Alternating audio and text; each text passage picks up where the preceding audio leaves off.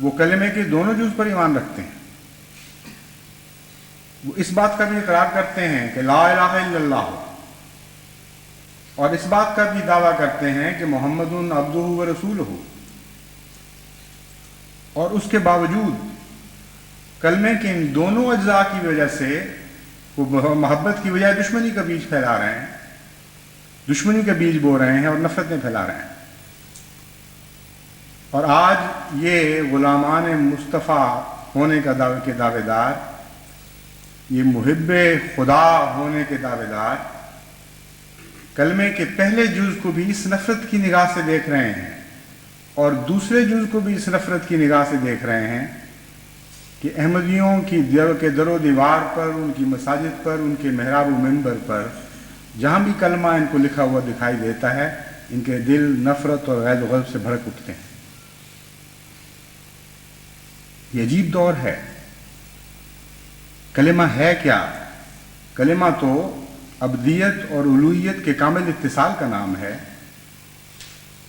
کلمہ تو حضرت اقدس محمد مصطفیٰ صلی اللہ علیہ وآلہ وسلم کے اس معراج کا مظہر ہے جس نے بندے کو خدا سے ملا دیا تھا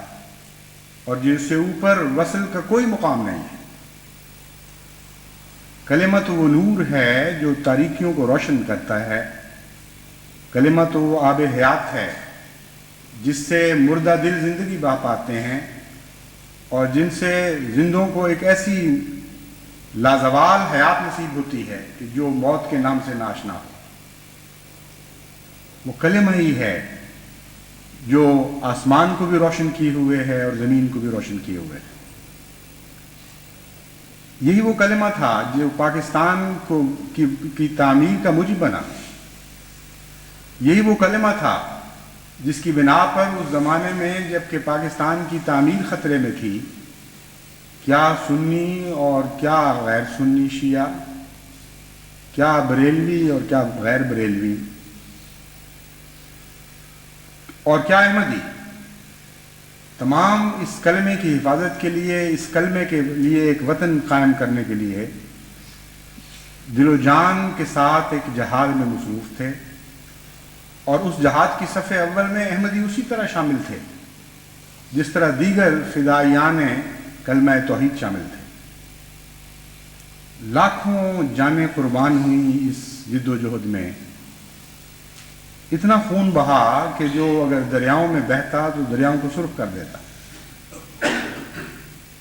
ان گنت بچے یتیم بنائے گئے، ان گنت عورتوں کے سہاگ لوٹے، لیکن قوم نے کلمہ توحید کو نہیں چھوڑا، اور یہ اسی کلمہ توحید کی برکت تھی کہ وہ توحید جو کبھی آسمان میں رہتی تھی وہ زمین پر اتر آئی، اور وہ دن تھے جب بر صغیر میں مسلمان ایک ملت واحدہ کے طور پر ابھرے تھے۔ اسی کلمے کی برکت نے پاکستان کو بنایا، اور وہ علماء جو اسلام کے نام پر پاکستان کی مخالفت کرتے تھے، کلمے نے ان کی طاقتوں کو ٹکڑے ٹکڑے کر دیا، اور وہ عظیم الشان عوام کے پلیٹ فارم جن پر کھڑے ہو کر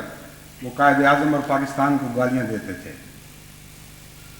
وہ پلیٹ فارم جن کو مضبوط اور طاقتور سمجھتے تھے، وہ ان کے پاؤں کے نیچے سے ایک بہتی ہوئی ریت کی طرح نکل گئے، اور تمام امت مسلمہ کلمے کے نام پر قائد اعظم کے گرد اکٹھے ہو گئے۔ وہ شہداء جنہوں نے جانیں دی اس ملک کے لیے، ان کے وہم و گمان میں، ان کے تصور میں بھی یہ بات نہیں آ سکتی تھی کہ ایسا بدقسمت زمانہ بھی ظاہر ہونے والا ہے، ایسے بدبخت دن بھی اس پاک وطن کو دیکھنے ہوں گے کہ اسلام کے نام پر ایک حکومت کے کرندے، مجسٹریٹ کیا اور پولیس کے سپاہی کیا، حوالدار کیا اور تھانے دار کیا، یہ سارے بالٹیوں میں سیاہیاں بھرے ہوئے،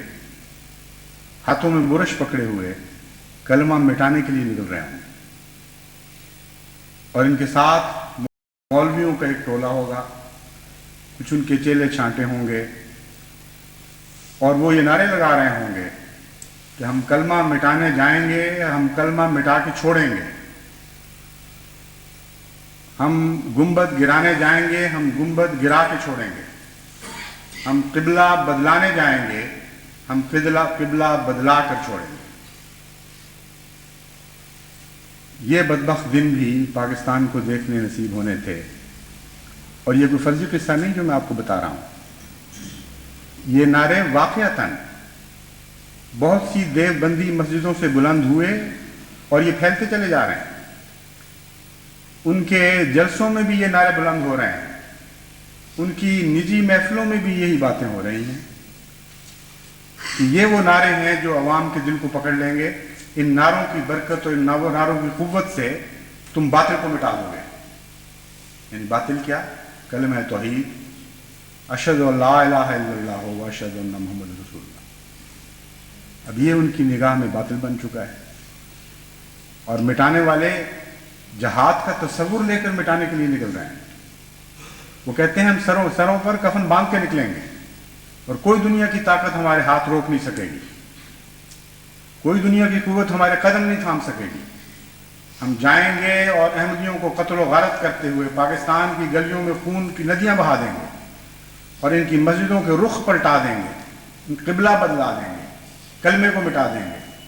اور وہ گنبد جو مسجد کی تصویر لیے ہوئے آسمان سے توحید کی باتیں کرتے ہیں، ان گنبدوں کو ہم گرا دیں گے۔ عجیب یہ زمانہ پلٹا ہے کہ کسی پہلے وقت کے انسان کے وہم و گمان میں بھی یہ بات نہیں آ سکتی۔ ایک وہ وقت تھا کہ حضرت ابوبکر صدیق رضی اللہ تعالیٰ عنہ مرتدین سے اور باغیوں سے لڑائی میں مصروف تھے، اور شدید بد ارادوں کے ساتھ عرب میں ایک نہایت ہی خوفناک بغاوت اسلام کے خلاف رونما ہو چکی تھی۔ قبائل میں اتنا جوش پیدا کر دیا گیا تھا کہ فوج در فوج لوگ مدینے کو گھیر رہے تھے اور اسلام کا نام مٹانے کے لیے تیار کھڑے تھے۔ ایسے شدید اور خوفناک وقت میں بھی حضرت ابوبکر صدیق رضی اللہ تعالیٰ عنہ نے اپنے مجاہدین کو یہ ہدایت دی کہ اگر تمہیں خدا فتح نصیب کرے، اور یقیناً تمہیں خدا فتح نصیب کرے گا، تو جو لوگ محمد مصطفیٰ صلی اللہ علیہ وآلہ وسلم کی قبلے کی طرف منہ کرتے ہیں ان کو کچھ نہیں کہنا، جو ہماری نماز ادا کرتے ہیں ان کو کچھ نہیں کہنا، جو ہماری زکوٰۃ ادا کرتے ہیں ان کو کچھ نہیں کہنا۔ اور کجا یہ اعلان آج حضرت ابوبکر صدیق کا نام لے لے کر کیا جا رہا ہے، اور انہی کے حوالے سے کیا جا رہا ہے کہ جو اس قبلے کی طرف منہ کرتے ہیں ان کی گردنیں کاٹ دو جب تک وہ قبلہ نہ بدل دیں، جو اسلامی نماز ادا کرتے ہیں ان کو مار مار کے ہلاک کر دو جب تک وہ اس نماز کو ادا کرنا نہ چھوڑ دیں جو محمد مصطفیٰ کی نماز، اور جو اسلامی زکوٰۃ دیتے ہیں ان کی زکوٰۃ ان کے منہ پر مارو، اور وہ ہاتھ کاٹ دو جن سے وہ زکوٰۃ دینے کی کوشش کرتے ہیں۔ یہ ایک ہی اعلان ہے دونوں۔ جب قوم پاگل ہو جایا کرتی ہے تو کچھ اس کو ہوش نہیں رہتی کہ وہ کیا کر رہی ہے۔